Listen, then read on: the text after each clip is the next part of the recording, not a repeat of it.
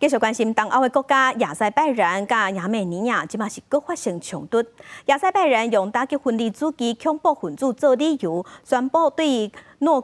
纳戈诺卡拉巴克地区空袭，造成200个人死亡，400个人受伤。也那上新的消息是，亚塞拜然甲当地的武装势力，即嘛已经同意讲会先停火。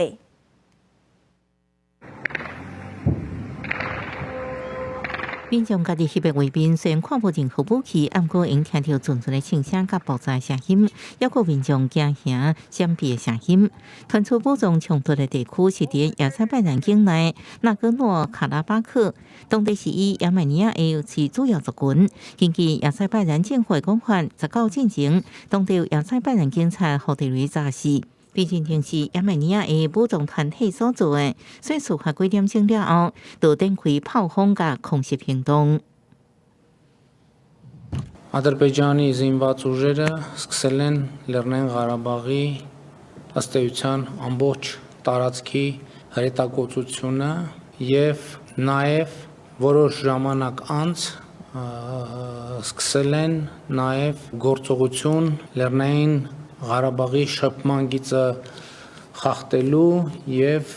纳戈诺卡拉巴克是亚塞拜然境内一个主地州，境内12万人是信基督教，不过亚塞拜然却是信伊斯兰教。虽然国际之间认为是属于亚塞拜然领土，不过为苏联解体进程的1988年开始，这个以亚美尼亚族群为主的地区就一直想要脱离亚塞拜然。1990年代武装冲突由亚美尼亚胜利，不过2010年第2回合大战由亚塞拜然夺回部分土地。迄时阵伫俄罗斯的操纵之下，双方达成停火协议，佮有2000多个俄军进驻执行维和任务。这摆武装冲突被看作是1988年以来上下对立的延续。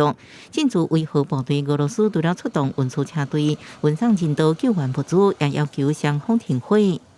Резкой эскалацией ситуации в Нагорном Карабахе поступают сообщения о начале азербайджанскими вооруженными силами, как заявляет Баку, антитеррористических мероприятий в регионе и ответных действиях местных армянских вооруженных формирований. Российская сторона настоятельно призывает конфликтующие стороны остановить кровопролитие, незамедлительно прекратить военные действия и вернуться на путь политико-дипломатического урегулирования. 不过，进入21世纪以来，欧美都一直想要为高加索地区突破俄罗斯的影响力。2008年支持亲西方的朝鲜共和国政府，即马有一个要求亚美尼亚美军国家亚美尼亚举行联合演习，所以欧美这摆多方面要求亚塞拜然停火。欧洲议会外交委员会甚至要求制裁亚塞拜然。公视新闻，齐家锦本。